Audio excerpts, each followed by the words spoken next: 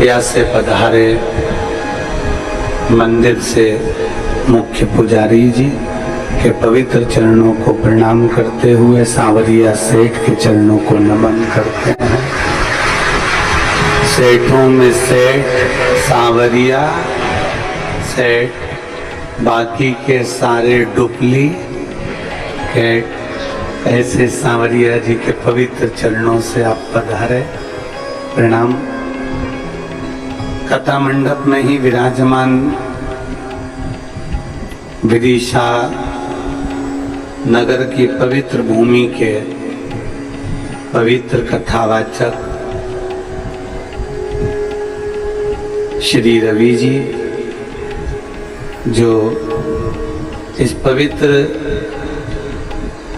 पावन रवि कृष्ण शास्त्री जी, जिन्होंने विदिशा की पवित्र कथा, उनके पूरा ग्रुप, चाहे वो यादव जी हों, आदि पूरी श्रीवास्तव जी हों, पूरी टीम के साथ में बड़े भाव से उस कथा को पूर्ण करवाया। एक बार जोरदार रवि शास्त्री जी के लिए जोरदार। कथा मंडप में ही विराजमान उज्जैन से आए पटेल जी एवं गुजरात बड़ौदा के मुख्य यजमान श्री घनश्याम जी, जिन्होंने पवित्र कथा को बड़ौदा की पवित्र भूमि पर आयोजित किया।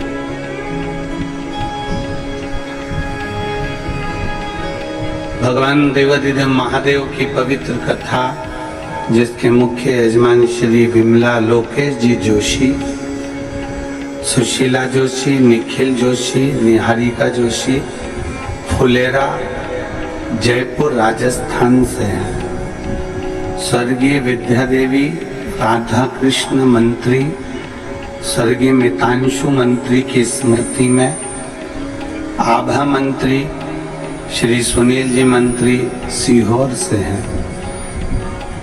गीता लक्ष्मी नारायण जी गुप्ता, पुत्र सीमा विजय जी गुप्ता बेरसिया से। स्वर्गीय प्रेम प्रकाश जी की स्मृति में पत्नी संतोष जी अग्रवाल, पुत्र चेतन जी अग्रवाल, हीना जी अग्रवाल हैदराबाद से हैं। विनय जी पंचाल, नैना जी पंचाल मुंबई से। जगत सिंह फूलवासी सिंह मुंबई से हैं। एक बार सभी यजमान परिवार के लिए जोरदार ताली बजाकर स्वागत, वंदन, अभिनंदन। जो इस पवित्र कंकर शंकर की धरा पर पवित्र शिव महापुराण कथा गुरु शिव, गुरु महादेव शिव महापुराण की कथा का तत्व ग्रहण कर रहा है। और तेरी कृपा बिना ना हिले एक भी अणु, लेते हैं श्वास तेरी कृपा से तनु तनु। बखान क्या करूं राखों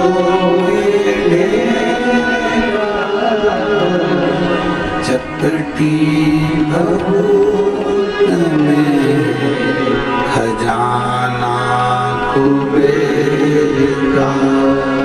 हे गंगाधार मुक्ति द्वार ओंकार तू, बोले ओंकार तू। आयुष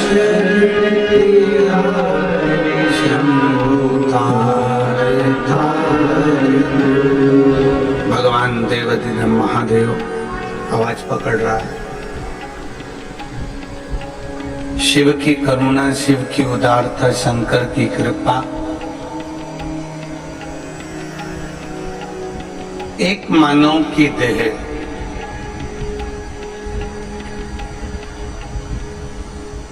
और उस मानव की देह में परमात्मा की अविरल भक्ति।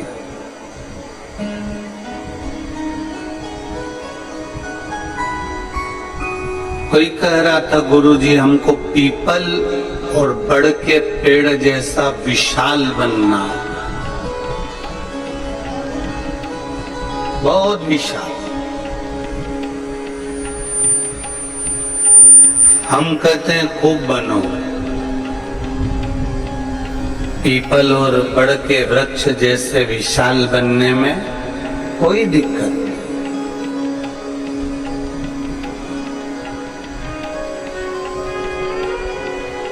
पीपल जैसे भी विशाल बनो और बट वृक्ष जैसे भी विशाल बनो।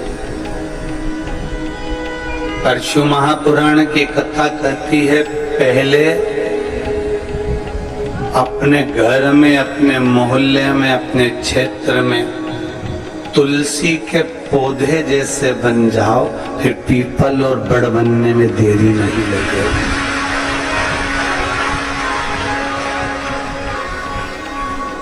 हमें पीपल जैसा विशाल बनना है, हमें बट वृक्ष जैसा विशाल बनना है, तो पहले हमें तुलसी के पौधे जैसा सहज, सरल और छोटा भी बनना पड़ेगा।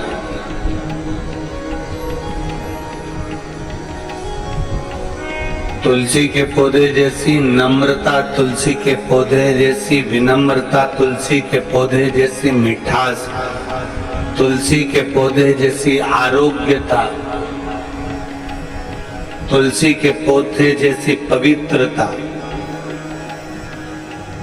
हमको धारण करना पड़ेगा। आज के जमाने में जितने भी बच्चे जन्म लेते हैं सब बुद्धि में तेज होते हैं। आज के जमाने में मृत्यु लोक में जन्म लेने वाला एक एक मनुष्य बुद्धिमान है, पर बुद्धि हर एक व्यक्ति को भगवान ने दी है, पर बुद्धि को शुद्धि करने की कला भगवान नहीं देता। इसलिए हमें सत्संग में, हमें मंदिर, हमें तीर्थ, हमें नदी, हमें बावड़ी, हमें तालाब, कुंड, पवित्र भूमि पर जाना पड़ता है, जिससे हमारी बुद्धि को हम शुद्धि कर सकें।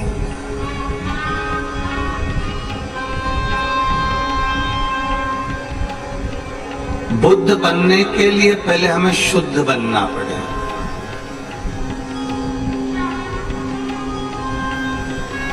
बुद्ध बनने के लिए पहले हमें अपनी शुद्धता को धारण करना पड़ेगा। अब हम विचार तो करते हैं कि हम में बुद्धि है, हम में बुद्धि है, पर शिव कथा कहती है पहले आपके अंदर मन की कितनी शुद्धता है।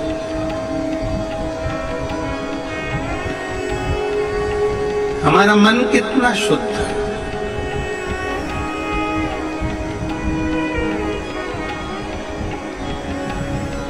हम कितना भगवान का भजन कर रहे हैं, वो मूल नहीं है कि आपने बहुत घंटे तक माला लेकर बैठ गए, 2-4 घंटे तक आपने माला जप ली तो भगवान के हो गए, वो भाव नहीं।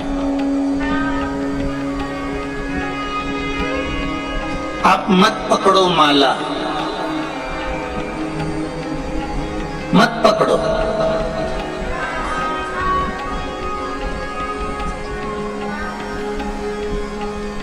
आप मत पकड़ो माला, पर निवेदन है अपने घर के बुजुर्ग माँ बाप का हाथ जरूर पकड़ कर रखना।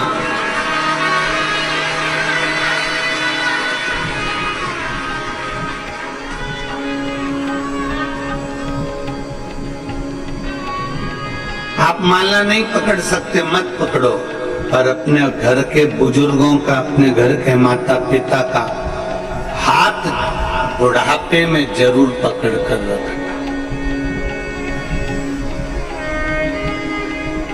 आप आसन लगाकर नहीं बैठ सकते घंटों तक, आप आसन लगाकर साधना नहीं कर सकते घंटों तक, मत करो। पर जब अपने माँ बाप बुजुर्ग हो जाएं तो उनके चरणों में अपनी ड्यूटी से आने के बाद, नौकरी से आने के बाद, दुकान से आने के बाद कम से कम 5 मिनट उनके पास बैठो, तो वो आसन लगाकर जो पुण्य मिलेगा वो पुण्य माँ बाप के चरणों में मिल जाए।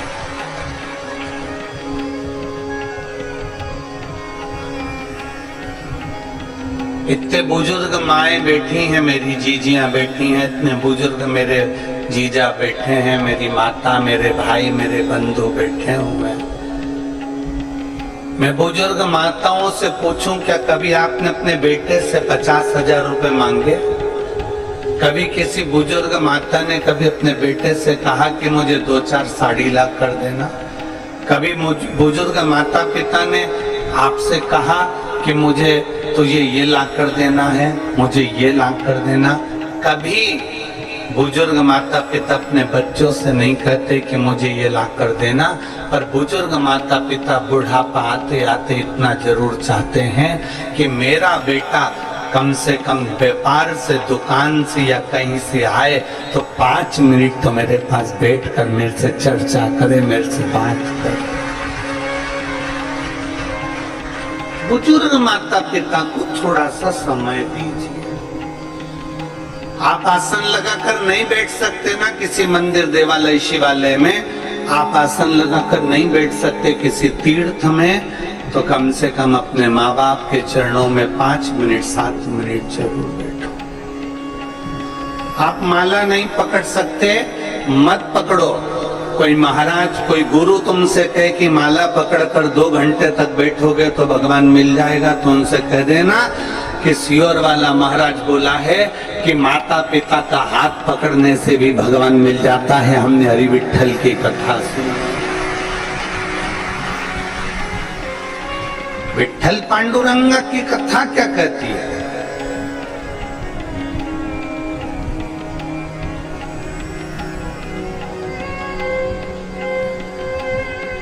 पौंडलिक जिसने प्रवचन में सुन लिया था कि माता पिता की सेवा करने से हरि विठल प्रसन्न हो जाता है, भगवान नारायण प्रसन्न हो जाता है, बस उसने सेवा करना प्रारंभ कर दिया और भगवान उसको दर्शन देने के लिए पहुंचे।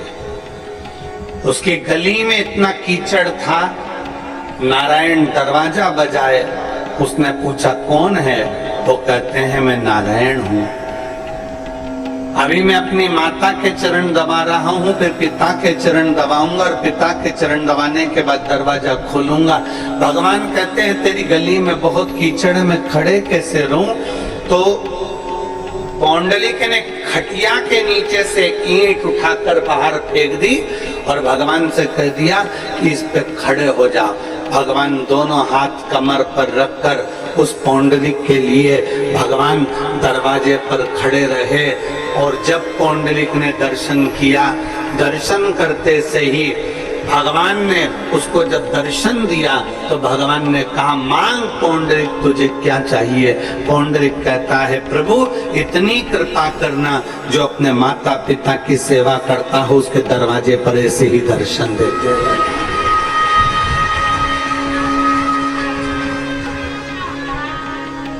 ये घोर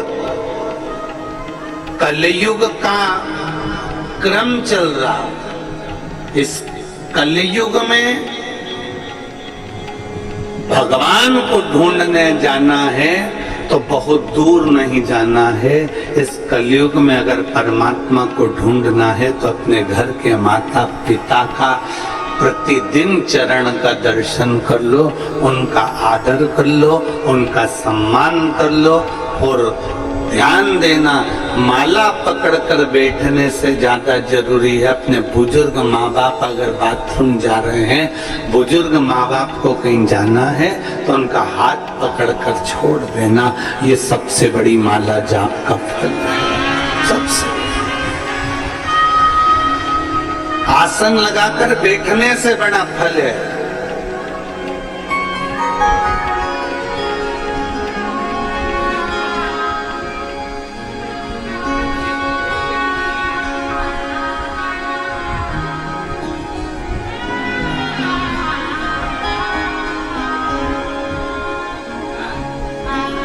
आप में से कई लोग तो हमको जानते हैं, हमारे सीहोर में मकान में आप जाएंगे तो उसमें एक हॉल है और नीचे 2 कमरे हैं और 2 कमरे ऊपर। 3 भाई, माता पिता सभी उसमें रहे। पिताजी थे तभी भी और माताजी हैं तभी भी। हम तीनों भाई का एक नियम है कि जब भी कहीं से आते हैं तो माता के पास में, पिता के पास, जब पिताजी थे तो माता पिता के पास में, अब माता जी तो माता जी के पास कम से कम आधा से 1 घंटा तीनों भाई बैठकर भगवत भजन करते, चर्चा करते।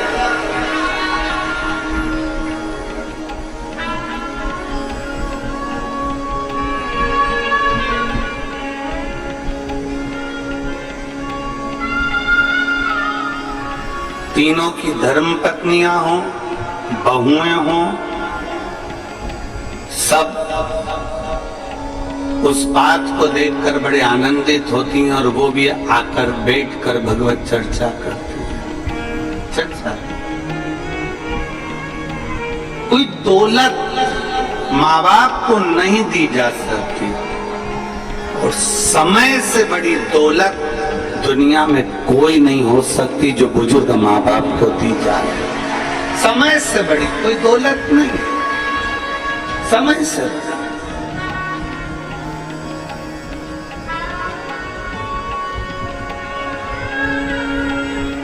कोई कह दे तुमसे कि माला पकड़ लो तो कह देना भैया हमने माँ बाप का हाथ पकड़ रखा है। कोई कह दे कि तुम आसन लगा कर बैठ जाओ, किसी तीर्थ में जाओ, कहीं बैठ जाओ आसन लगाकर, घंटों तक जप करना, अनुष्ठान करना, भगवान मिल जाएगा, उससे कह देना हमने सुना है शिव महापुराण में कि माँ बाप के चरणों में थोड़ी देर बैठ जाओ तो 1 घंटा क्या 50 घंटा क्या जीवन भर के आसन लगाने का पुण्य फल प्राप्त हो जाता है।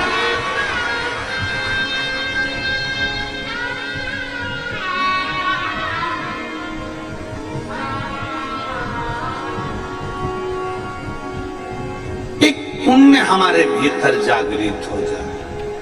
हम एक पुण्य और पीपल का वृक्ष बाद में बनना, बट वृक्ष बाद में बनना, पहले घर में तुलसी के वृक्ष जैसा बन, तुलसी के पौधे जैसा बनने का प्रयास करें। छोटा है,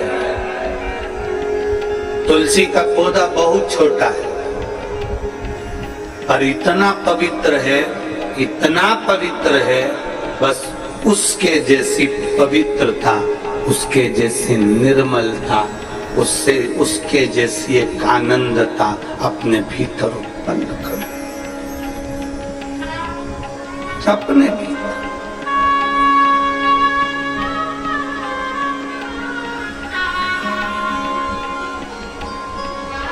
एक छोटे से छोटे बच्चे को भी ये ज्ञात होता है कि भगवान के स्नान का जल काय में डालना है।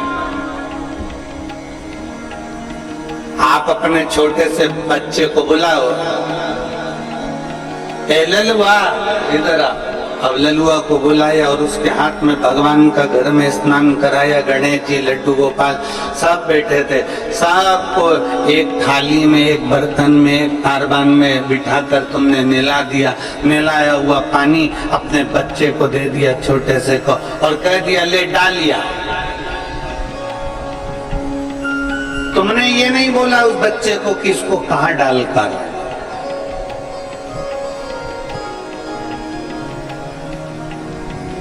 तुमने उस बच्चे को ये नहीं कहा कि इसको कहाँ ले जाकर छोड़ना।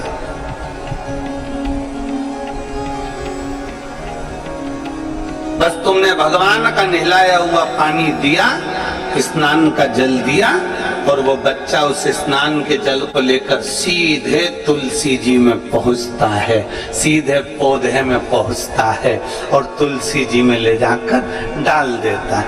अब उसी बच्चे को तुम कपड़े धोने का पानी दे दो, उसी बच्चे को कपड़े धुले हुए पानी दे दो, बर्तन धोया हुआ पानी दे दो, पोछा लगाया हुआ पानी दे दो, और उस बच्चे कहना ललुआ इधर आ, ललुआ आया, हाँ माँ ये ले पानी डाल कर जा। वो बच्चा तुलसी के पौधे में डालेगा क्या? जम के तो बोलो जरा, नहीं। पौधे में डालेगा नहीं, वो बच्चा उस पानी को अपने घर के बाहर पटक देगा, ओटले पर डाल देगा, सफाई में उसको प्रयोग ले लेगा।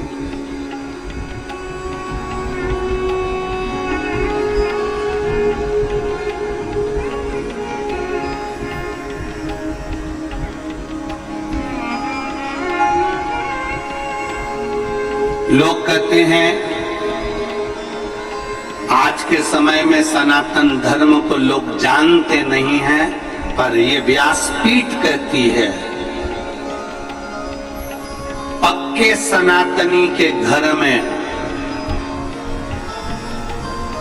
सनातन के प्रत्येक व्यक्ति के घर में बच्चा बच्चा ये जानता है कि तुलसी के पौधे की पवित्रता कितनी होती है, पीपल के वृक्ष की पवित्रता कितनी होती है, बट वृक्ष की पवित्रता कितनी होती है, बेलपत्र के पौधे की, बेलपत्र के वृक्ष की पवित्रता कितनी होती है।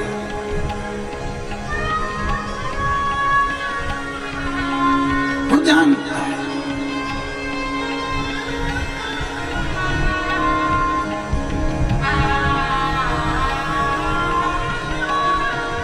बस अपने धर्म को, अपने सनातन धर्म को, अपनी भक्ति को अंदर की ओर उतारना, उतार।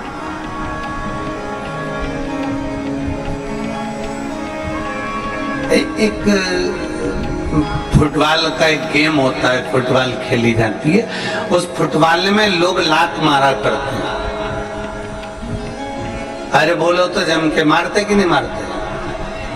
कोई इधर से लात मार रहा है, कोई उधर से लात मार रहा है, कोई इधर से मारे, कोई उधर से मारे, कोई इधर से मारे, कोई उधर से मारे, एक फुटबॉल उसे सब मार रहा, सब ने लात मारा।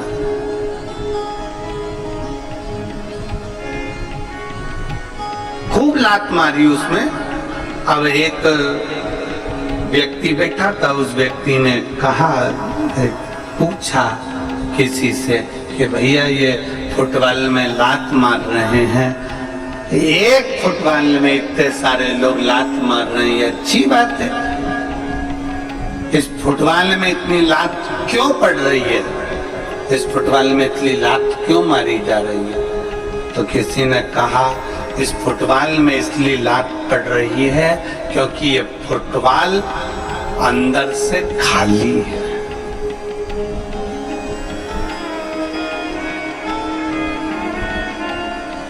ये फुटबॉल अंदर से खाली है। अगर इस फुटबॉल में सीमेंट भर दी जाती, पत्थर भर दिया जाता, इस फुटबॉल को अंदर से रेत से भर दिया जाता, तो किसी के बाप में दम होती जो लात मार देता? अरे बोलो तो जम के। फुटबॉल अंदर से खाली है तो उसको लात मारी जा रही है। फुटबॉल अंदर से खाली है इसलिए कोई इधर से लात मार रहा है, कोई उधर से लात मार रहा है, कोई इधर से लात मार रहा है, कोई उधर से लात मार रहा है। फुटबॉल में रेत भर दो, फुटबॉल में पत्थर भर दो, फुटबॉल में अगर थोड़ी मिट्टी भर दो, फुटबॉल में अगर कुछ भर दिया होता, सीमेंट आदि का आदि भर दिया होता, घोल भर दिया होता, उसमें वजन हो जाता, तो किसी में दम नहीं थी कि फुटबॉल में लात मार देते, लात टूट जाती, पर वो फुटबॉल उचकती नहीं, खाली थी अंदर से इसलिए लात मारी जा रही थी, खाली थी अंदर से इसलिए उसको यहाँ से वहां लुढ़काया जा रहा था। उसी तरह शिव महापुराण की कथा कहती है फुटबॉल अंदर से ओली है, केवल ऊपर से उसमें कवर है इसलिए लात पड़ रही है। उसी तरह आज आज के जमाने में लोग कहते हैं हम सनातनी, हम सनातनी, हम सनातनी, हम सनातनी। सनातन धर्म का केवल ऊपर से दिखावा करते हैं, इसीलिए दुनिया के लोग हमारे मंदिरों को तोड़ देते हैं, कहीं लात मार देते हैं, कहीं कुछ कर देते हैं। जिस दिन सनातन धर्म तुम्हारे अंदर से मजबूत हो गया, किसी के बाप में दम नहीं कि कोई मंदिर और देवालय और तीर्थ को देख ले।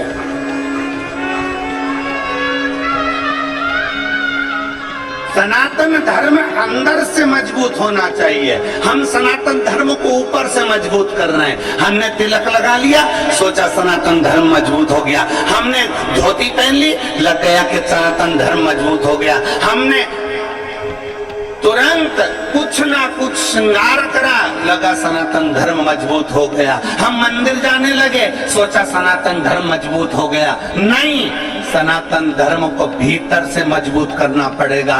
अगर फुटबॉल अंदर से मजबूत होती तो किसी की दम नहीं थी कि कोई लात मार देता। सनातन धर्म अगर अंदर से अपने भीतर, अपने दिल में, अपने हृदय में जब तुम मजबूत कर लोगे, किसी की सामर्थ्यता नहीं कि तुम्हारे देवालय, शिवालय और तुम्हारे तीर्थ को कोई देख लेगा।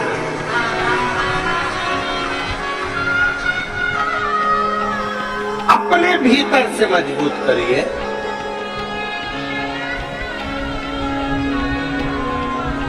और मैंने तेरे ही भरोसे बाबा, तेरे ही भरोसे हवा विच उड़ती जावांगी बाबा, डोर निकटी जावांगी भोले, मैं तेरी शंभो, मैं हवा बिच उड़ती जावांगी बाबा, डोर हंतो छड़ीला मैं कटी जावांगी। हम अंदर से मजबूत नहीं हो पा रहे।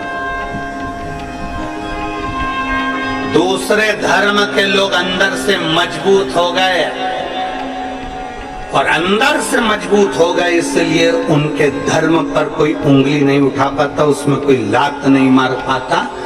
हम ऊपर से मजबूत दिखते हैं, अंदर से पोले होते हैं। अंदर से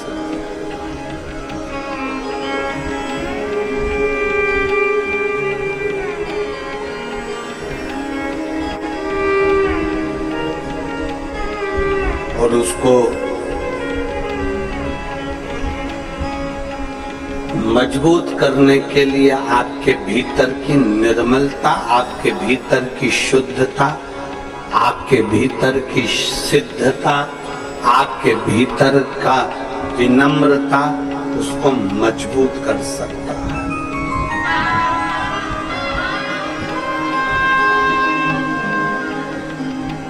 भीतर की एक बार माता उमा ने भगवान महेश को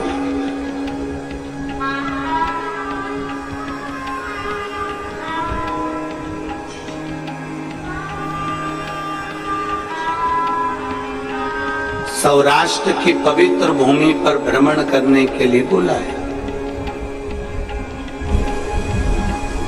माता उमा ने भगवान महेश को सौराष्ट्र की पवित्र भूमि पर भ्रमण करने के लिए बुलाया, जिस भूमि पर भगवान शंकर ने चंद्र को काया के रोग से मुक्त किया। आज उमा महेश दोनों सौराष्ट्र की पवित्र भूमि पर भ्रमण कर रहे हैं।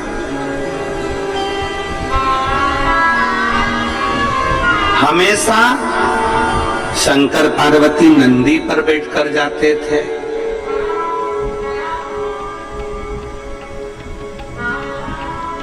भगवान शिव और सती मैया नंदी पर बैठकर जाते थे, पर उमा और महेश दोनों आज त्रिशूल हाथ में लेकर, माता उमा और महेश दोनों हाथ में हाथ मिलाकर दोनों जा रहे हैं सौराष्ट्र की पवित्र धरा भ्रमण।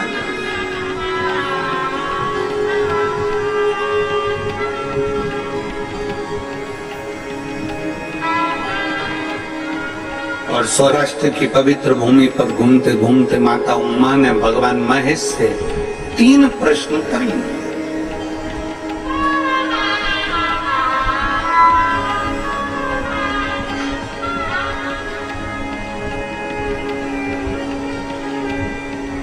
माता उमा ने भगवान महेश से 3 प्रश्न किए।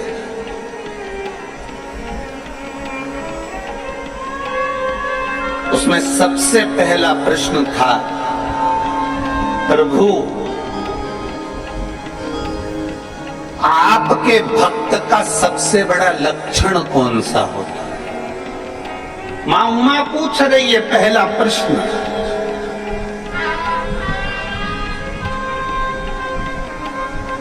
आपके भक्त का सबसे पहला लक्षण कौन सा है?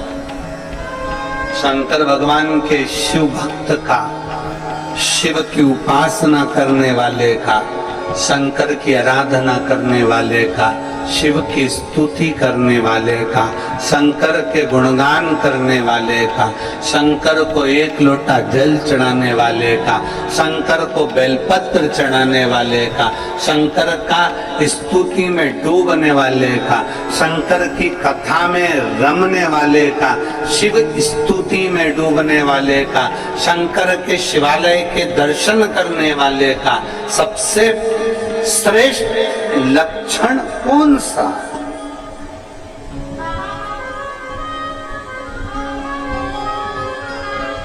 सबसे श्रेष्ठ लक्षण कौन सा? भगवान शंकर ने कहा, पार्वती मेरे भक्त का सर्वश्रेष्ठ लक्षण है विषम परिस्थिति में भी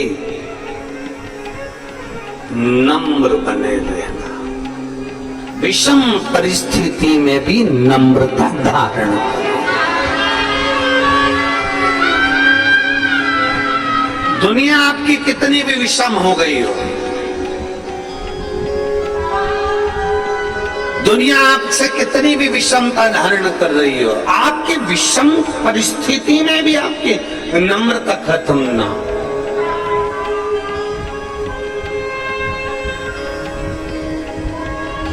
विषम परिस्थिति में नम्रता खत्म। यहाँ पर रवि कृष्ण शास्त्री जी बैठे हैं विदिशा वाले।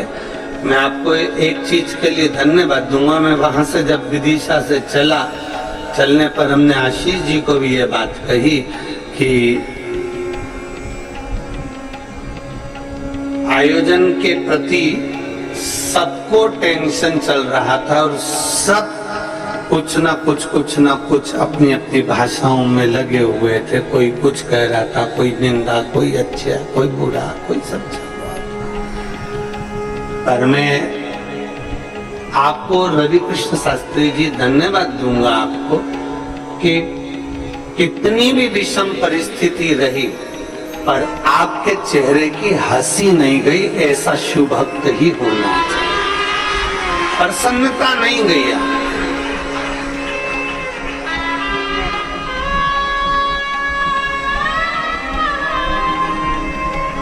और ये बहुत कम लोगों में देखने को मिलता है महाराज। हम नारी तो ये बाबा की कृपा से कथाएं चलती रहती है। ये कथा पूर्ण होगी 25 तारीख को भिलाई में छत्तीसगढ़ में प्रारंभ हो जाएगी 1 बजे से 4 बजे तक। 25 तारीख से 31 तारीख तक कथा चलेगी। फिर उसके बाद में अगली कथा फिर वही छत्तीसगढ़ में। पूरा सावन छत्तीसगढ़ वालों का।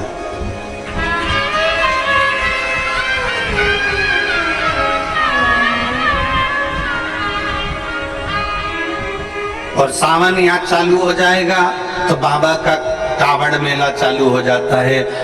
आसपास के गांव के लोग, शहर के लोग अपने अपने गांवों से कावड़ भरने के लेके आते हैं अपने अपने गांव की, और शिव जी को चढ़ाना चालू कर देते कुबेरेश्वर महादेव।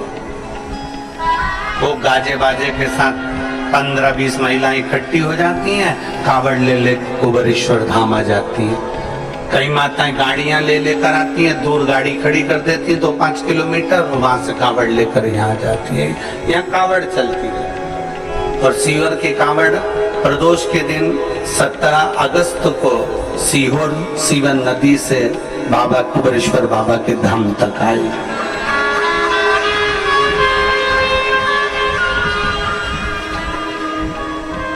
ढेर जगह जावे, अनेक जगह जावे, पर ये विषम परिस्थिति में भी जो मुस्कुरा है, विषम परिस्थिति में भी जो ठंडा है, विषम परिस्थिति में भी जो कूल है, विषम परिस्थिति में भी जो नम्रता का भाव धारण कर ले, तो समझ लेना कि वो शंकर का श्रेष्ठ भक्त हो ही सकता। विषम परिस्थिति, इसकी एक कथा आती है बड़ी सुंदर।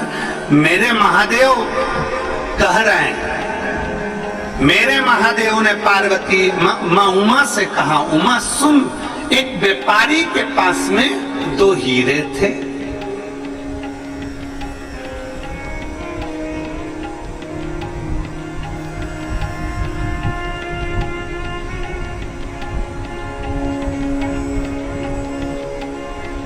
एक व्यापारी के पास में 2 हीरे थे, एक जैसे, सेम, बिल्कुल एक जैसे, और दोनों कीमत वाले, दोनों में कीमत।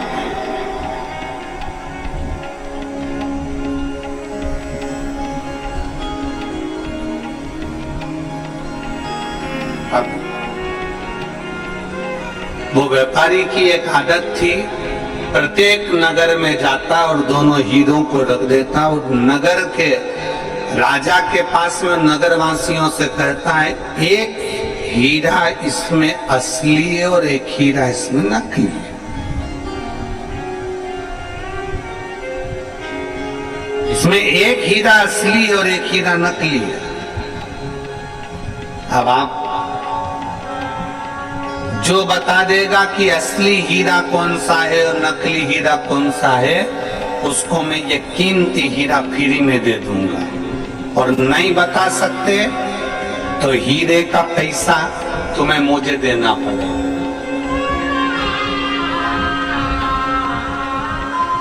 हीरे का पैसा तुम्हें मुझे देना पड़ेगा। इसमें बताओ असली हीरा कौन सा और नकली हीरा कौन सा।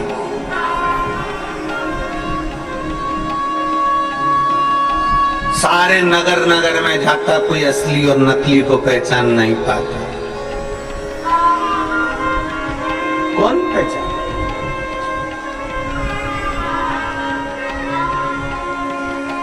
कोई परखदार हो ना, एक बात बहुत अच्छे से याद रखिएगा,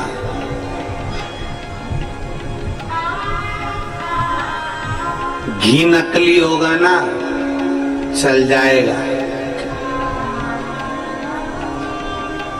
ओ मेरी जीजी हो, अच्छे से समझ लेना, और मेरे जीजा होंगे, और बेटी बेटा भी।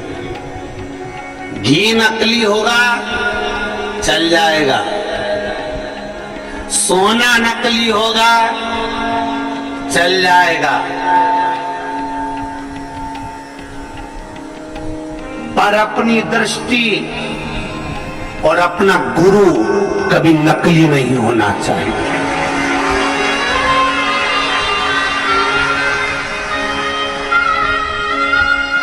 घी नकली है ना, चलेगा। सोना नकली है, चलेगा। बीज नकली है, चलेगा। अन्न नकली है, चलेगा। और अपनी दृष्टि और अपना गुरु नकली नहीं होना चाहिए। पानी पियो छान और गुरु करो जान। बहुत सोचना समझना, ये नहीं कि 1 साल 2 साल हमने किसी को परख लिया और गुरु कर लिया ना।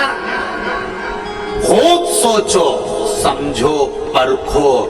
सोना नकली चल सकता है, घी नकली चल सकता है, पर गुरु नकली नहीं चल सकता। इसलिए अपनी दृष्टि ऐसी करना कि तुम्हें समझ में आना चाहिए कि गुरु बनाने के लायक है कि नहीं है।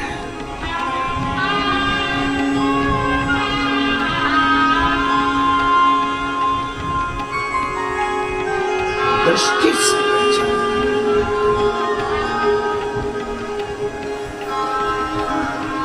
बहुत कठिन है।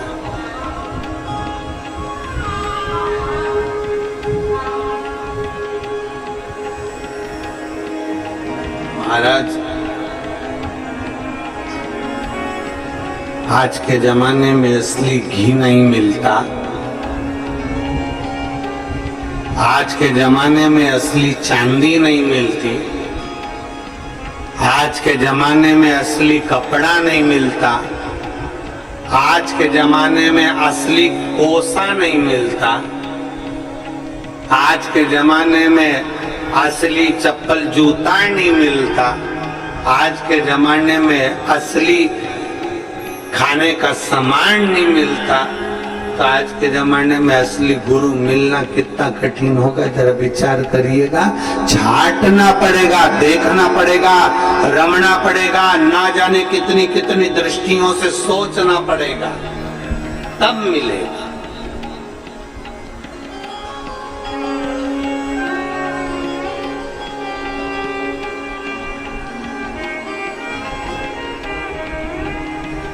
बहुत सोचो, असली कौन सा इसमें, नकली कौन सा? ए उमा, भगवान महेश कह रहे हैं, उमा, एक व्यापारी के पास में 2 हीरे हैं, पूरे नगर नगर में जाता है, फिरता है, आवाज लगाता है। जो असली बता देगा उसको असली हीरा दे दिया जाएगा, नहीं बता पाओगे तो तुम्हें मुझे हीरे के पैसे देना पड़ेगा। असली कौन सा, नकली कौन सा, बता।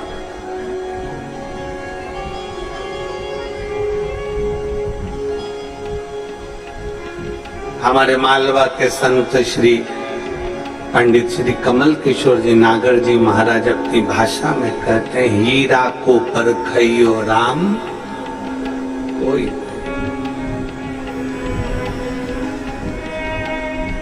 हीरा को परखदार कोई नहीं है संसार। कौन परखेगा?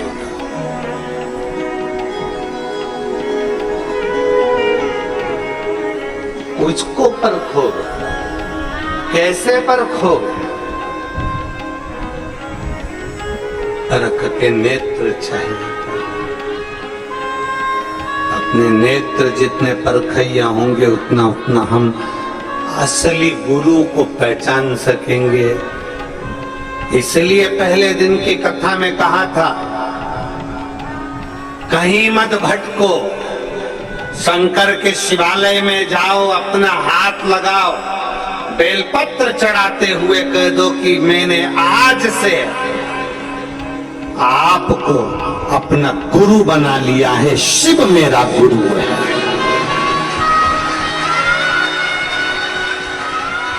मैंने इंसान को नहीं, मैंने ईश्वर को गुरु बनाया है। शिव मेरा गुरु है। मैं शंकर की और शंकर मेरा है। किससे जाकर कहूंगी अपने दुखड़े को, किससे कहूं मैं जाकर अपनी तकलीफों को? मेरे ना जाने कहां कहां जाकर मुझे बोलना पड़ेगा, किसको कहूंगी, फोन लगेगा ना लगेगा, किससे कहूं? उससे अच्छा है मेरे शंकर को मैंने गुरु बना लिया। कंकर उठाऊंगी, हाथ में रखूंगी, पानी चढ़ाऊंगी और उससे अपने दिल की बात कह दूंगी तो मेरा महादेव सुनेगा, और सुनेगा तो मेरे दुख को हरने के लिए दौड़ कर आए। और अंत समय प्रभु आना पड़ेगा, वचन दिया तूने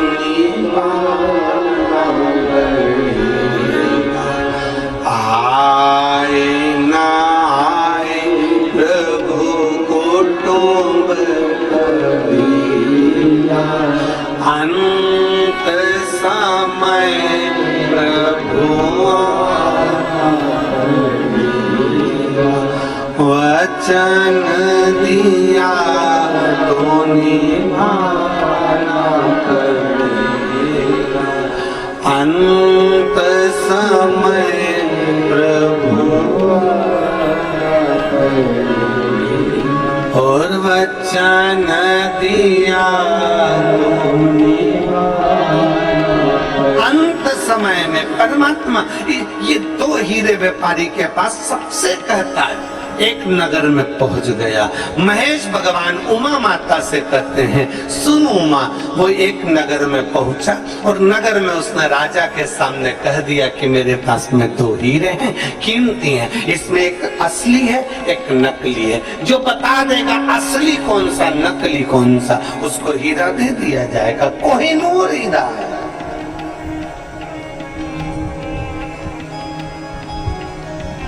कीमती हीरा, जो बताएगा उसको हीरा दे दिया जाएगा बस। और अगर नहीं बता पाए तो हीरे के पैसे तुम्हें देना है। राजा ने कहा ठीक है। अपने अपने जोहरी को बुलाया गया।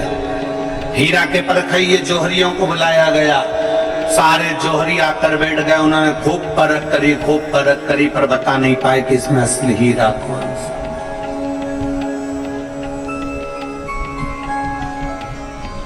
उस हीरे का नाटक देखने के लिए ढेरों लोग इकट्ठे हुए थे राजभवन में। उसमें एक अंधा भी आया हुआ था, नेत्रविहीन। सब हार गए जोहरी।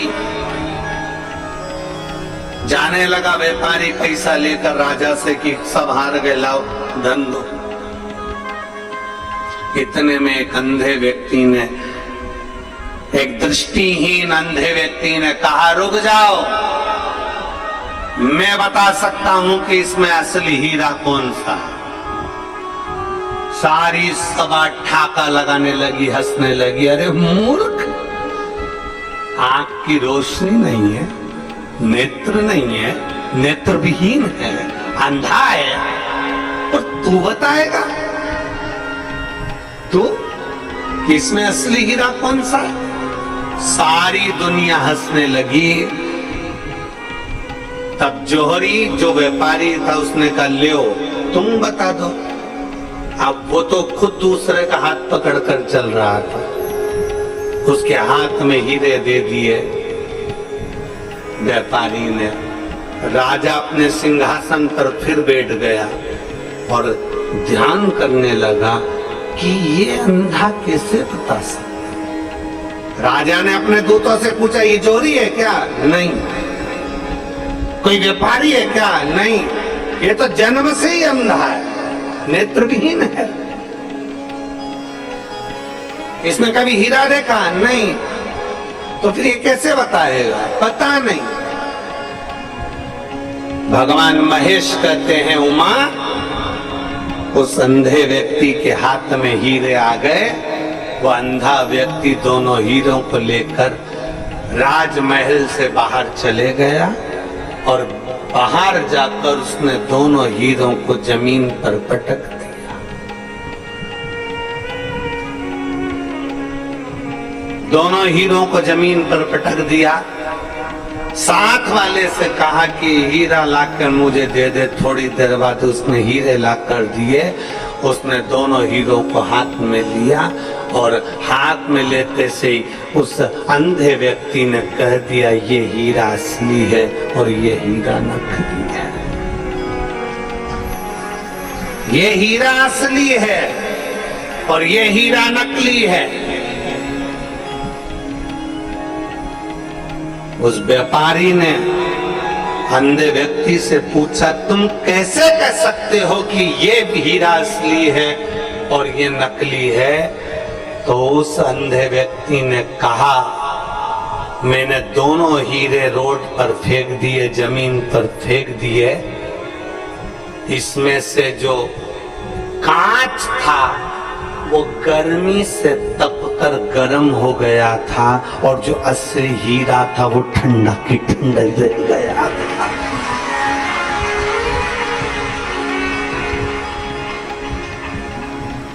गर्म विषम परिस्थिति में क्रोध आ जाना, विषम परिस्थिति में गुस्सा आ जाना, विषम परिस्थिति में हर कुछ बोल देना, विषम परिस्थिति में परेशान हो जाना, विषम परिस्थिति में तुम कुछ को कुछ बोल दो, विषम परिस्थिति में तुम्हें अगर क्रोध आ रहा है, विषम परिस्थिति में आकर आप अगर गलत पथ पर जा रहे हो तो समझ लेना कि आप हीरा नहीं हो, आप कांच के टुकड़े हो। हीरा विषम परिस्थिति में भी ठंडा रहता है। हीरा विषम परिस्थिति में भी ठंडा है। कितनी भी धूप पड़ जाए, कितनी भी गर्मी आ जाए, जो असली हीरा अगर कोई माँ पहनती हो, असली हीरा कोई भाई पहनता हो, अगर कितनी भी गर्मी पड़ जाए, कितनी भी धूप पड़ जाए, असली हीरा गर्म ही नहीं होता। असली हीरा ठंडा की ठंडा ही रहेगा, कूल की कूल रहेगा। उसी तरह शंकर भगवान कर रहे हैं माँ उमा से, मेरा जो भक्त होता है, अगर असली मेरा भक्त है तो वो हमेशा कूल की कूल, ठंडा की ठंडा और विनम्र की विनम्र ही रहता है। ये उसकी पहचान है, हीरे की पहचान है।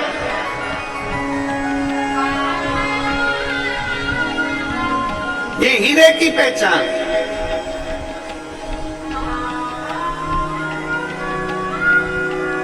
आजकल बहुत कांच के टुकड़ों को तराश तराश के बेचा जा रहा है और कह दिया जाता है कि असली हीरा है। हीरे की चूड़ी, हीरे की अंगूठी, हीरे के कान के, हीरे का नेकलेस, हीरे का नेकलेस, सबने कह दिया हीरे का नेकलेस। उठाओ हीरे के नेकलेस को जरा बाहर रख कर देखो, थोड़ी देर ठंडा है कि गर्म है।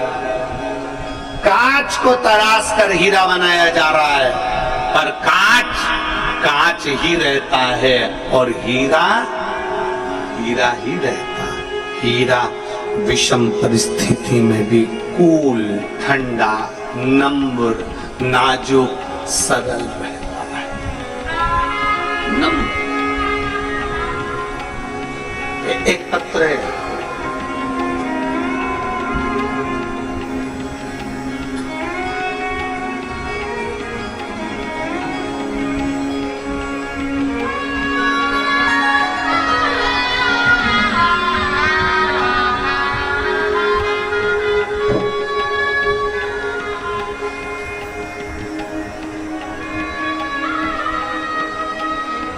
मेरा नाम ममता कुमावत है। मैं ममता कुमावत, मेरे पति का नाम बाल मुकुंद कुमावत है। मैं गांव पंत पिपलोदा, तहसील ताल, जिला रतलाम, मध्य प्रदेश से हूँ। कहीं बैठी हो तो हाथ हिला सकती है, अगर कहीं बैठी हो तो हाथ हिला सकती है। मेरा नाम ममता कुमावत है, मेरे पति का नाम बाल मुकुंद है। मैं गांव पंत पिपलोदा, तहसील ताल, जिला रतलाम, मध्य प्रदेश से आई हूँ। कहीं बैठी हैं क्या? हाँ, बच्ची आई है क्या साथ में? लिया उसको, लिया एक बेलपत्र ले जाना, लिया।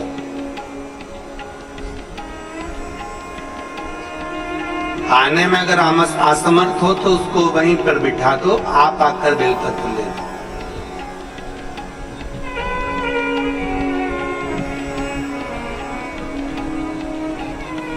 2019 में मेरी इस बेटी की तबीयत इतनी ज्यादा खराब हो गई थी, जयाश्री कुमावत की, कि ना पांव से चल पाती थी, ना हाथ हिल पाता था, ना सुन पाती थी, ना बोल पाती थी, ना देख पाती थी, पलंग पर पड़ी रहती थी।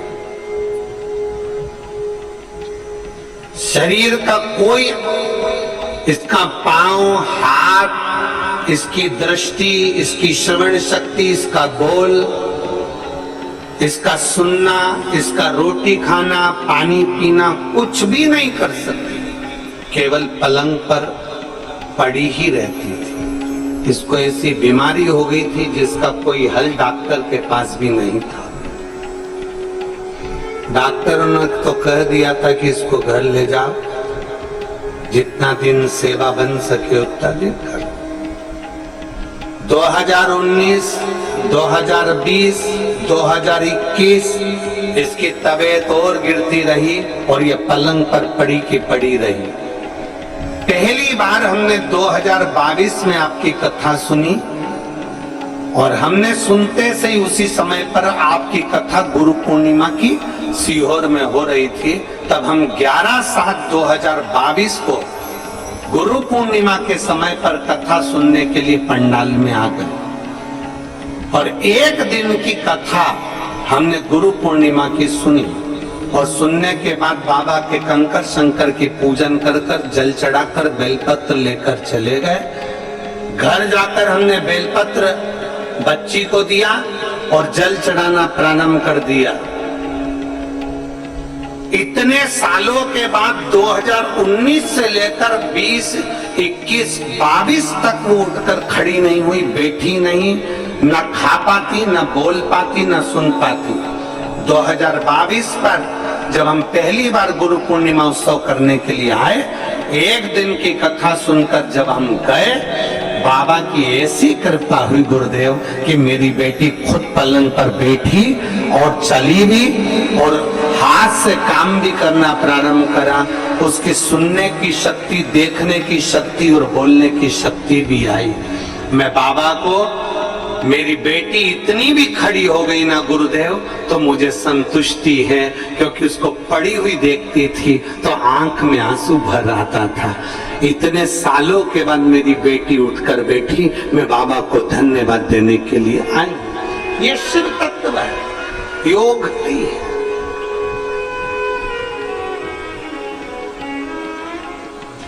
एक विषम परिस्थिति में भी अगर आपका चित्त, आपका मन भगवान में रमा हुआ है, एक विषम परिस्थिति में भी आप भगवान के, वो लिख रही है कि ये कभी उठ भी नहीं सकती थी, ये डॉक्टरों के हिसाब से कब पर केवल पलंग पर पड़ी रहती थी।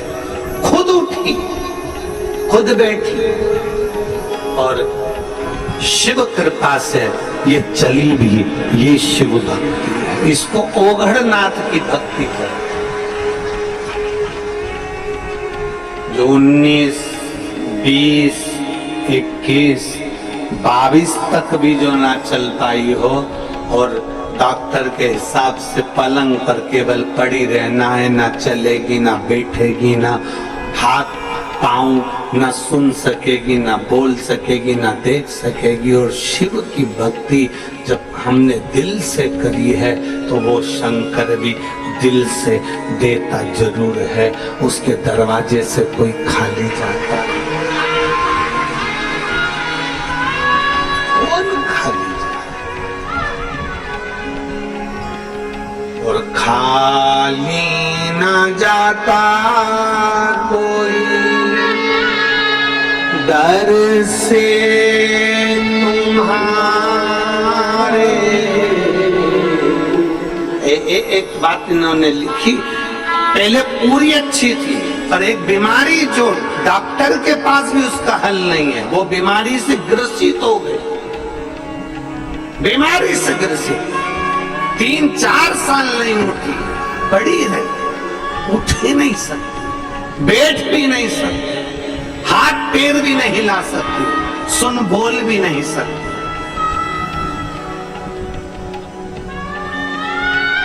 एक विश्वास, आपने शिव के मंदिर जाना प्रारंभ कर दिया और खाली ना जाता कोई दर से तुम्हारे।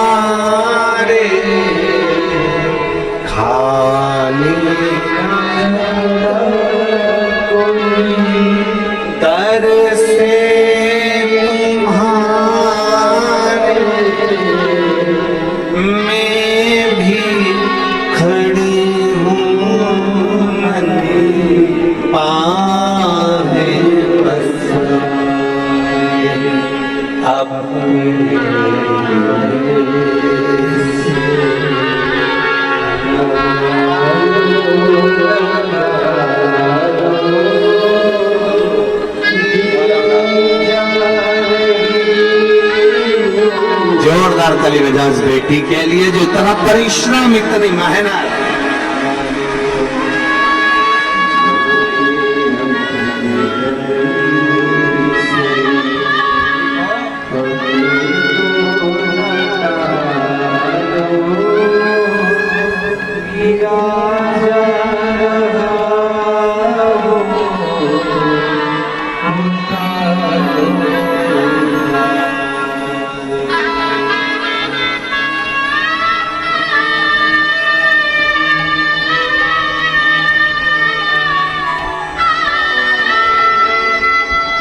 कई साल तक पलंग पे से बैठी नहीं, पलंग पे से उठी नहीं, सारा कार्य पलंग पर करती थी। आज उसमें इतना बल कि वो चलकर कथा के पंडाल तक पहुंची है, तो शिव की कृपा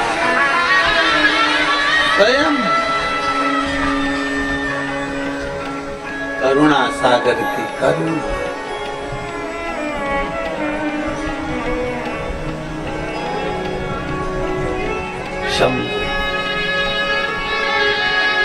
और रिश्ता तेरा मेरा सबसे प्यारा, रिश्ता तेरा मेरा सबसे प्यारा, तू मेरा बाबा,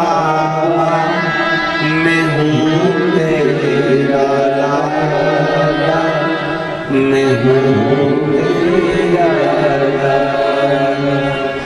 तू मेरा बाबा, मैं हूँ तेरा लाला, मैं हूँ तेरा लाला, तेरे ही चरणों में जीवन गुजारा, तेरे ही चरणों में जीवन गुजारा, तू मेरा बाबा, मैं हूँ तेरा लाला, मैं हूँ तेरा लाला। एक भरोसे के साथ शिव तत्व की प्राप्ति करें, एक भरोसे के साथ, दृढ़ता के साथ, विश्वास के साथ शिव तत्व। अब विषम परिस्थिति कितनी भी हो, दुख कितना भी बड़ा हो, कष्ट कैसा भी हो, हिम्मत नहीं हारना। मेरा बेटियों और बेटों से निवेदन है, एक एग्जाम में पास नहीं हुए कोई बात नहीं, दूसरा एग्जाम तो दूसरे में पास। एक पत्र है,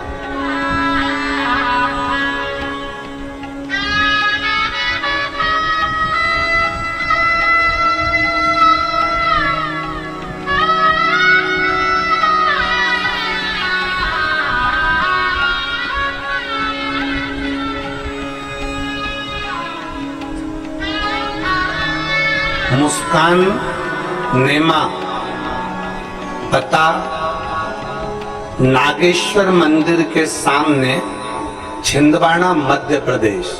कहीं बैठी हैं मुस्कान जी? कहीं बैठी हो तो हाथ हिलाइएगा। आप ही हैं? श्री शिवाय नमस्तुभ्यं। आइए, पहले आपको बधाई, बहुत बहुत पधारिए। मैं मुस्कान नेमा, पता नागेश्वर मंदिर के सामने, छिंदवाड़ा से आई हूं। गुरुजी, मैं कुबेरेश्वर बाबा का क्या वर्णन करूं। मेरी मम्मी पापा आपकी कथा सुनना चालू करे हैं और उन्होंने मुझे भी इस कथा में लगा दिया। मैं कई समय से सीए का एग्जाम दे रही थी पर क्लियर नहीं हो पा रहा था। गुरुदेव, बहुत प्रयास करा, बहुत मेहनत करी, पर आखिरी में मेरी हिम्मत टूट गई। तब मम्मी पापा दोनों बोले, तू चिंता क्यों करती है, शिवजी पर एक लोटा जल चढ़ाना प्रारंभ कर, बाबा की भक्ति करना प्रारंभ कर। मैंने फिर एग्जाम दिया और उसमें भी मैं क्लियर नहीं हो पाया। फिर तो मेरा मन और रूठ गया कि मैंने शंकर जी को जल चढ़ाया, बाबा ने मेरी क्यों ना सुनी। पर मेरे माँ और मेरे पिताजी ने फिर कहा, हिम्मत नहीं हारना, वो सियोर वाला महाराज कहता है कि फिर मेहनत कर, और जितनी मेहनत इतने सालों में करी उससे चौगुनी मेहनत तू अब कर। और मेरे माँ बाप ने आपके बारे में बताया कि वो कहते हैं कि चौगुनी मेहनत कर और पीछे मत हटना, बाबा को एक बेलपत्र शहद लगाना और बाबा का भजन करते करते जाना, आखिरी में बाबा देख लेगा। मेरी बेटी ने पशुपतिनाथ का व्रत किया, मेहनत करी और खूब मेहनत करी, और मेहनत के साथ में एक बेलपत्री शंकर भगवान को चढ़ाकर फिर श्री शिवाय नमस्तुभ्यं बोलते हुए समी पत्र का प्रयोग करते हुए गई। आज मेरी बेटी बाबा की कृपा से सीए बन गई और बाबा ने उस पर करुणा कर दी। मैं शिव को धन्यवाद देने के लिए, शिव तत्व की प्राप्ति, एक संघर्ष, एक आपका परिश्रम, एक आपकी मेहनत,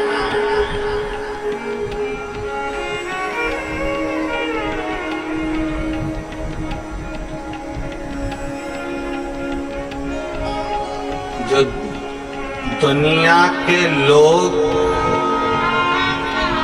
जो बदनाम करने वाले होते हैं ना, वो केवल इतना कहते हैं कि सियोर वाला महाराज तो शहद में लगी बेलपत्र चढ़वाता है और लोगों से कह देता है कार्य हो जाएगा, पर पूरी बात कभी नहीं दिखाते कि सियोर वाला महाराज कहता है कि अपनी मेहनत को 4 गुना बढ़ाना है, फिर बेलपत्र चढ़ा कर जाना।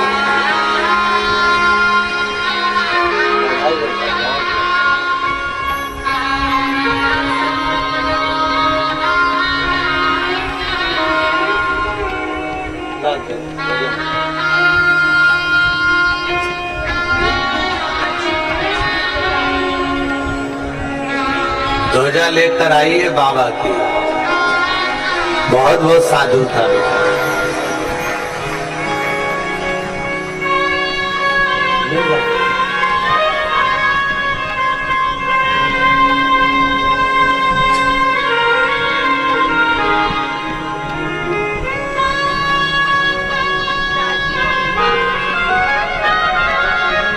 बधाई आपको, बहुत बहुत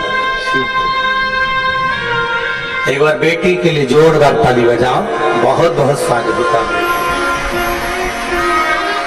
चौगुनी मेहनत करी,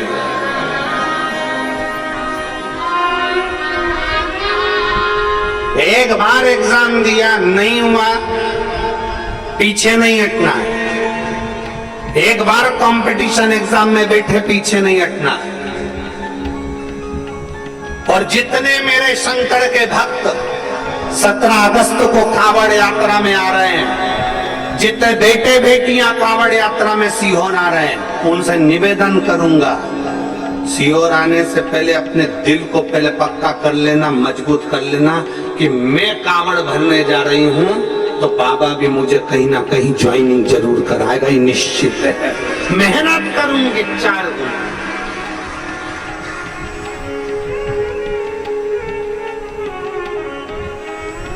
जब 17 अगस्त को आप कावड़ भरने आए तो आपके अंदर एक अलग से एनर्जी होना चाहिए, एक अलग से बल होना चाहिए कि मैं यहाँ कावड़ चढ़ाने के बाद जाऊंगी और खूब मेहनत करूंगी, खूब मेहनत। और मेरा विश्वास करता है मैं उत्तीर्ण होकर रहूंगी, आगे बढ़कर रहूंगी। एक उत्साह, एक उमंग था। एक पत्र दी,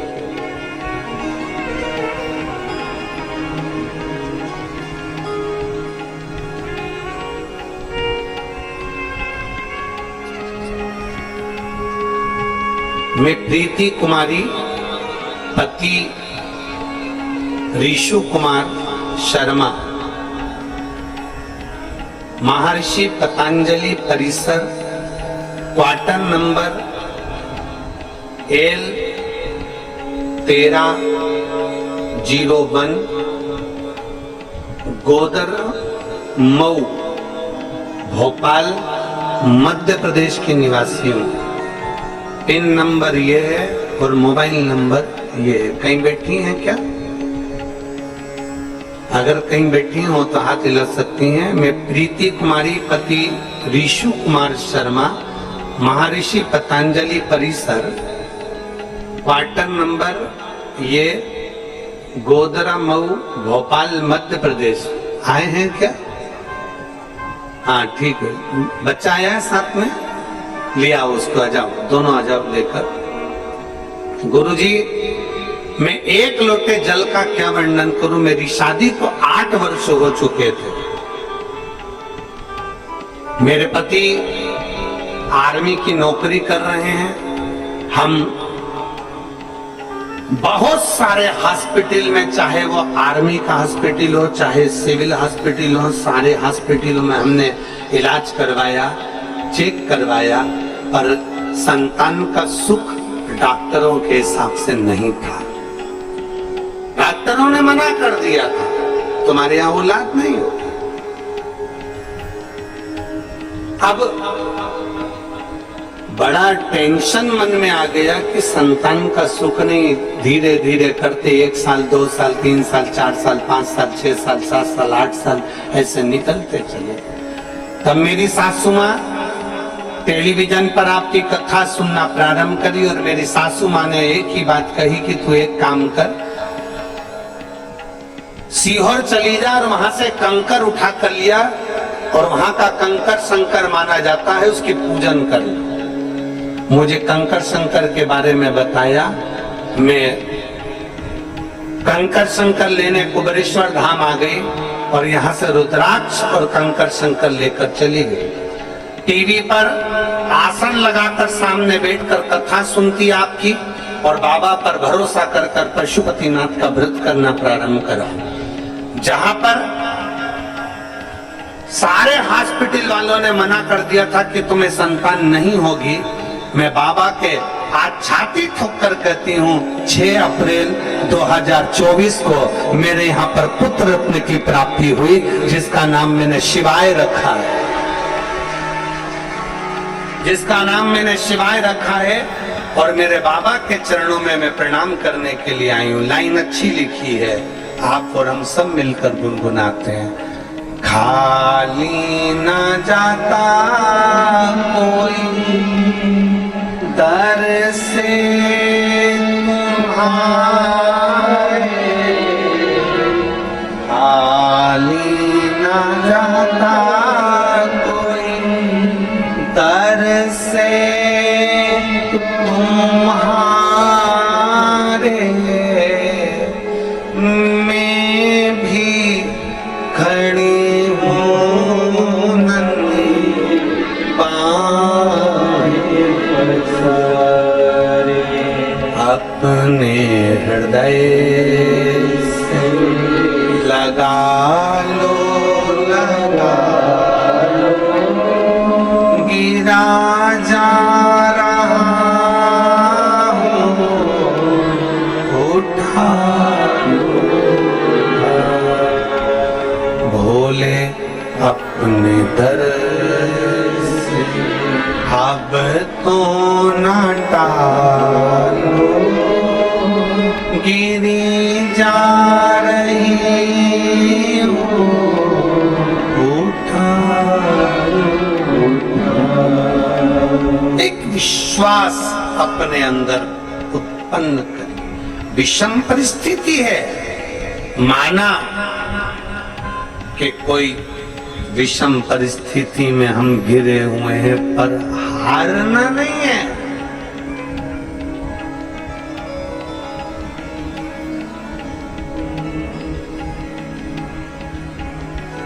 थोड़ी मेहनत हाथ की, बाकी कृपा भोले। थोड़ी कृपा, थोड़ी मेहनत हमारे हाथ की है तो फिर आगे उसको छोड़ दो, उस पे छोड़ दो। कंकर लिया बाबा का, पूजन करी बाबा की, स्तुति करी बाबा की, अपने पास के मंदिर में एक लोटा जल चढ़ाया बाबा को, मंत्र जाप करा शिव महापुराण का, श्री शिवाय नमस्तुभ्यम, मंत्र जाप करा शिव पुराण का, बाबा का भजन करा, बाबा पर विश्वास करा, बाबा के भरोसे पर चले, बाबा के भरोसे, विश्वास के साथ, भरोसे के साथ।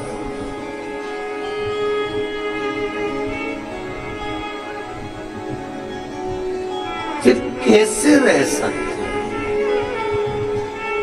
हे मेरी जीजियों, मेरे जीजाओं, मेरी बेटियों, बेटाओं, मेरी माताओं, मेरे भाई, मेरे बंधु, हारना नहीं, कभी नहीं हारना। कितना भी विषम परिस्थिति है, हिम्मत नहीं हारना। कभी मत सोचना कि मैं, कोई कह दे कि तू सीए नहीं बन सकती, कोई कह दे तू इंजीनियर नहीं बन सकता, तो कोई कह दे तू जॉब नहीं लग सकती, कोई कह दे तेरा कंपटीशन एग्जाम में नहीं हो, कह देना मैंने शिव पुराण की कथा सुनी है, मुझ में वो बल है कि मैं बनकर दिखाऊंगी और आगे बढ़कर दिखाऊंगी।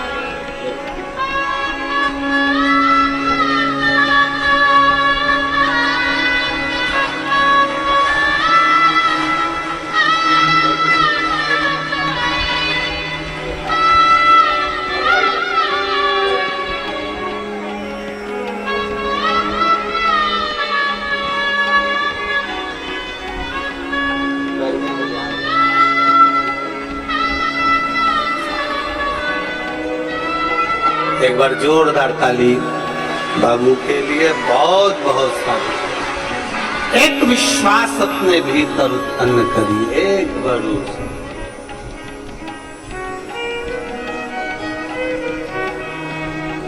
विश्वास और भरोसे के बल पर शिव तत्व हमें प्राप्त जरूर होता है।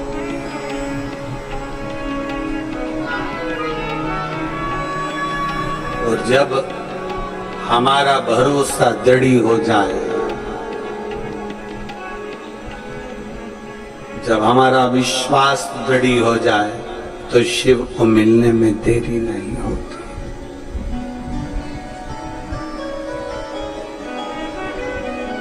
शिव को मिलने में देरी नहीं होती।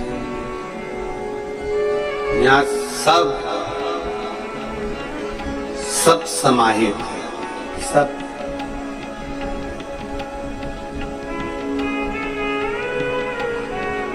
सब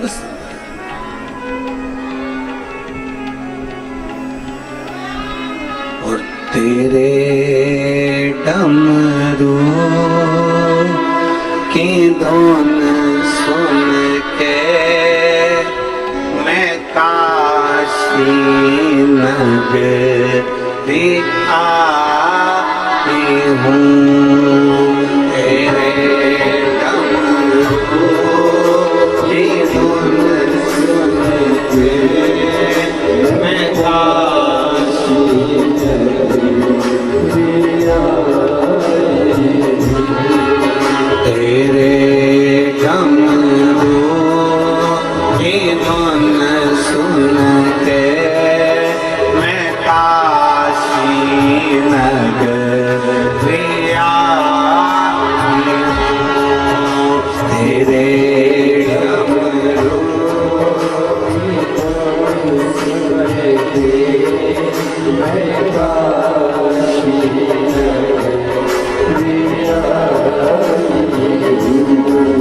मैं काशी नगरी आई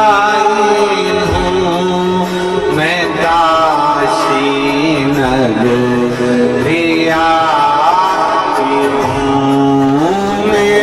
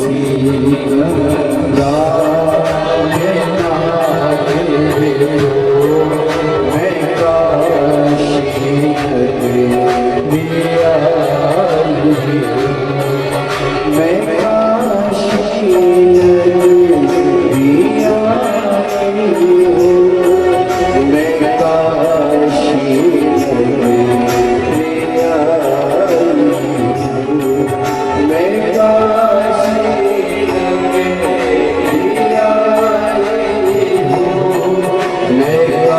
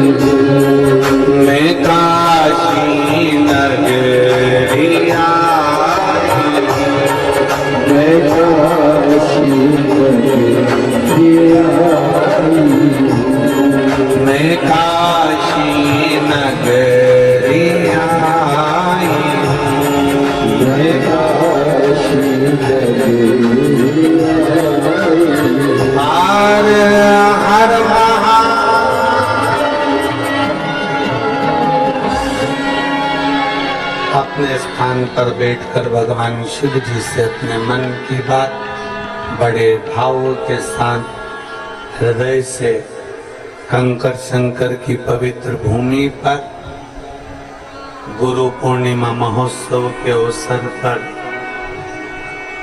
बड़े भाव से देव अधिदेव महादेव से अपने मन की बात हृदय से दिल से प्रार्थना करिए।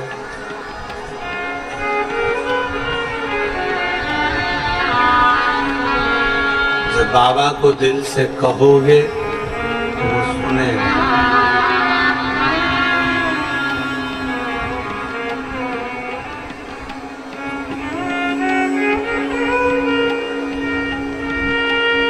जहां जगह मिले वहां बैठकर बोलिएगा। तो प्रार्थना बाबा से करिएगा।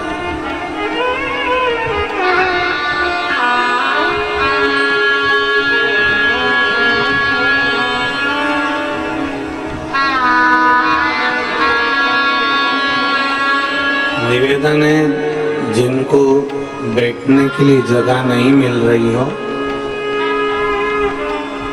जो दीवार के बाहर भी खड़े हुए हैं, तो उनसे निवेदन है कि आप लोग कहीं कहीं पेड़ों की छांव में या जहां जगह मिल जाए वहां बैठकर बाबा से प्रार्थना करें।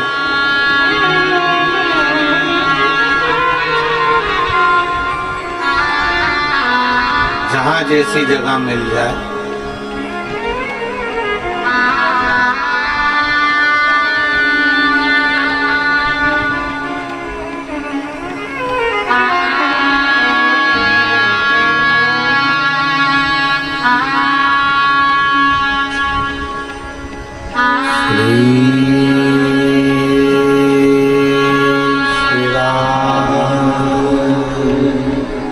नमः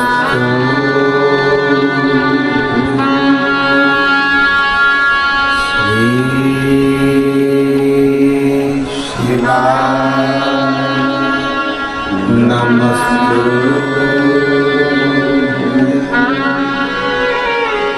श्री शिवाय नमस्तुते श्री शिवाय नमस्तुते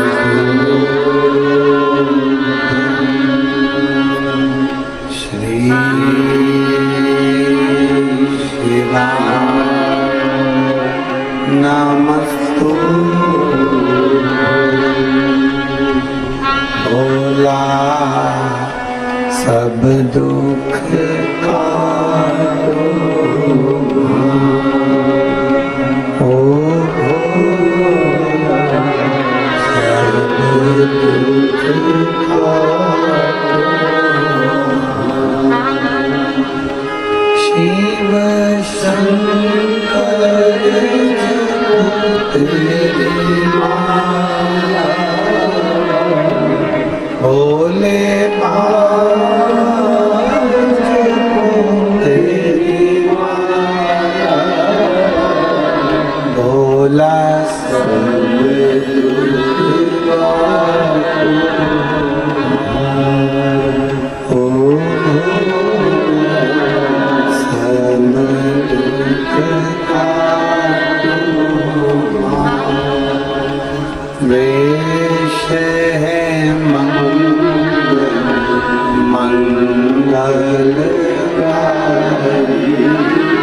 वेश है मंगलकारी शमशान वासी शमशान वासी ओ सब दुख काटो ओ सब दुख काटो भगवान देवदेव महादेव भगवान शिव वो गर्दानी त्रिकालदर्शी कैलाशी अविनाशी शिव की कथा कर रहे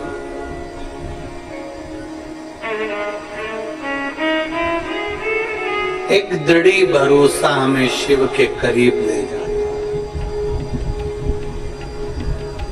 एक दृढ़ी विश्वास हमें शंकर के करीब में ले जाता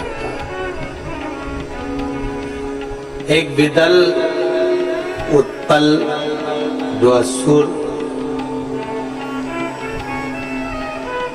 पार्वती मैया को देखकर विचलित हो जाता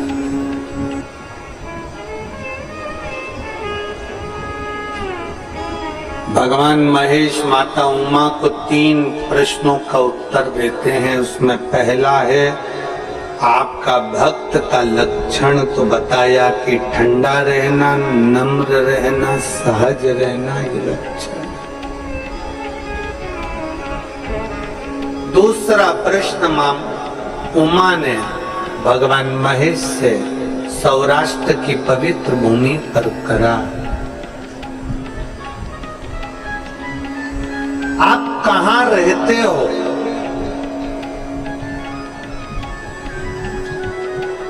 कोई कहता है कैलाश पर निवास है आपका, कोई कहता है शमशान में निवास है आपका, कोई कहता है कि 12 ज्योतिर्लिंग में निवास है आपका, कोई कहता है सर्व जगत में आप निवास करते हो। आप कहाँ रहते हो? ये माँ उमा भगवान महेश से पूछ रहे, आप कहाँ रहते हो?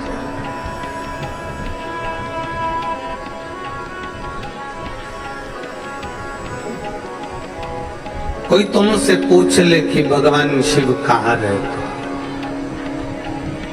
कोई आपसे कह दे कि भगवान कहाँ निवास है। शिव महापुराण की कथा में भगवान शंकर माँ उमा से कहते हैं, उमा दुनिया के लोग मुझे ना जाने कहां कहां बताते हैं, पर शिव कहते हैं, भगवान महेश कह रहे हैं माता उमा से, सुनो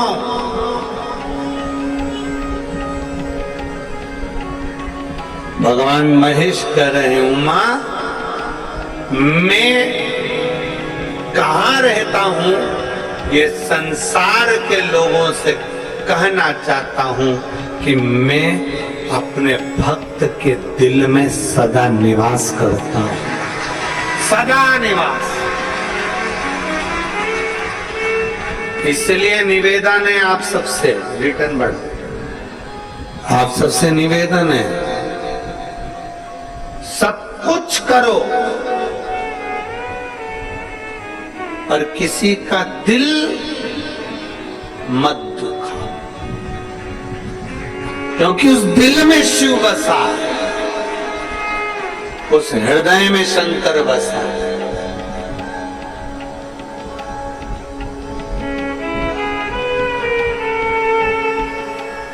और जब हृदय में शिव बसता है तो किसी का हृदय दुखाओगे तो वो उसका दिल नहीं दुख रहा है, उसमें शिव जो विराजमान है वो शंकर का हृदय, शिव को कष्ट। शिव महापुराण में सीख कर जाओ, चल रहे हो, जा रहे हो, भीड़ में हो, मंदिर में हो, किसी को भी अपने द्वारा धक्का ना लगे, ठोकर अपने कारण किसी को ना लगे, किसी को एक हाथ का टुल्ला भी नहीं लगना चाहिए, किसी को अपने द्वारा धक्का भी नहीं लगना चाहिए। कितनी बड़ी बात शिव महापुराण में लिखी है कि पार्वती संसार में रहने वाला मनुष्य यदि मेरे शिवालय तक जाकर एक लोटा जल नहीं चढ़ा सकता, शिवालय में नहीं पहुंच सकता, भगवान के मंदिर में नहीं पहुंच सकता, पार्वती अगर वो मेरे मंदिर में भी ना गया हो तो पार्वती अगर कोई शिव महापुराण की कथा सुन कर आ रहा हो, उसके मुख का भी अगर कोई दर्शन कर लेता है तो उसकी कत्तर पीढ़ी पार हो जाती है। मात्र उसके चेहरे का दर्शन कर लेने से भी यज्ञ का फल प्राप्त हो जाता है, पुण्य फल प्राप्त हो जाता। केवल एक अगर कोई शिव महापुराण की यहां तक शिव पुराण, आप लोग, आपसे तो निवेदन है हमारा, बार बार हम कहते हैं गीता प्रेस गोरखपुर की शिव पुराण लेकर आओ, हिंदी की घर में पढ़ो।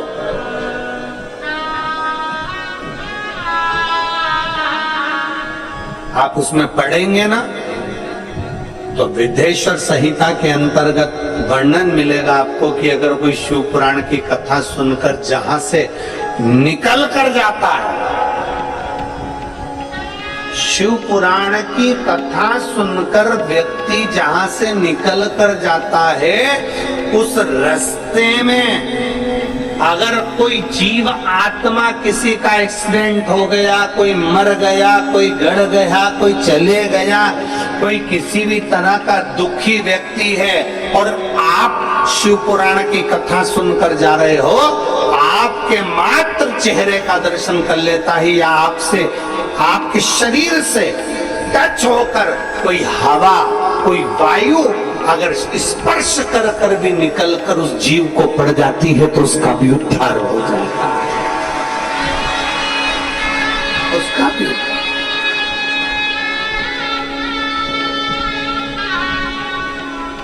इतना सुंदर, तो यहाँ शास्त्र करे किसी को टलना ना लगे, किसी को ठोकर ना लगे। हम तो कई बार आप लोगों से कहते हैं कथा सुनने बैठे हो ना, पीछे वालों से निवेदन है, आपको अगर आगे बैठने का शौक है तो आप 2-3 घंटे पहले आकर अपनी जगह संभालो। आपको आगे आके बैठने का शौक है ना, 2-3 घंटे पहले आप आकर जगह संभालो। ये 1 2 3 पंडाल भरे पड़े हैं, पीछे लोग खड़े हुए हैं, कोई पेड़ों के नीचे बैठा हुआ है, कहीं गाड़ियों के अंदर बैठ के लोग कथा सुन रहे हैं। ये जरा पूछो इनसे कितना पहले से आवाज है क्या, कितना पहले से व्यवस्था संभालते हैं, कितने पहले से जगह संभाल कर बैठते हैं। विचार करिए। आपको कथा अगर लेट आए हो, देरी से आए हो, बहुत लेट आए हो, पीछे जहां जगह मिल जाए वहां बैठ जाओ। अपने पांव के द्वारा, अपने द्वारा किसी को ठोकर भी ना लगे, क्योंकि तुझ में रब बसता है। यारा मैं क्या करूं, तुझ में शिव बैठा हुआ है। शिव किसी को ठोकर ना लगे। मंदिर में गए हो जल चढ़ाने के लिए, कुबेरेश्वर बाबा की धरा पर पहुंचे हो जल चढ़ाने के लिए, भीड़ है, थोड़ा पीछे से आराम से। ज्यादा भीड़ है, आवाज लगाते लगाते जाओ, बोल बम का नारा है, हारा हारा, सारी समस्या का हल। कोई लेट बनता है, कोई जल्दी बनता है, शिव को जल चढ़ाने वाला से जरूर बनता है। बोलते बोलते जाओ, जरा आवाज लगाते लगाते लोग थोड़ा रास्ता दे देंगे। किसी को टुल्ला नहीं मारना, किसी को धक्का नहीं देना, किसी को कष्ट नहीं देना। बड़े प्रेम से भगवान की भक्ति को धारण करना है, भगवान की भक्ति को अपने भीतर उतारना। भगवान देवाधिदेव महादेव की भक्ति को धारण करना। कोई अगर मान लो, अगर रास्ते में कोई बुजुर्ग है, कोई तकलीफ में, तो उसको भी उठा लेना महाराज, उसको भी हाथ पकड़ लेना। और मैं तो तेरे ही भरोसे बाबा, तेरे ही भरोसे हवा बिच उड़ती जावांगी। बाबा डोर छड़िया मैं कटी जावांगी। भोले मैं तेरी शंभो तेरी पतंग हवा बिच उड़ती जावांगी। बाबा डोर छड़िया मैं कटी जावांगी। मैंने तेरे ही भरोसे बाबा, तेरे ही भरोसे हवा बिच उड़ती जावांगी। बाबा डोर छड़िया मैं कटी जावांगी। भोले मैं तेरी शंभो मैं। एक विश्वास अपने भीतर धारण, एक भरोसा अपने भीतर धारण।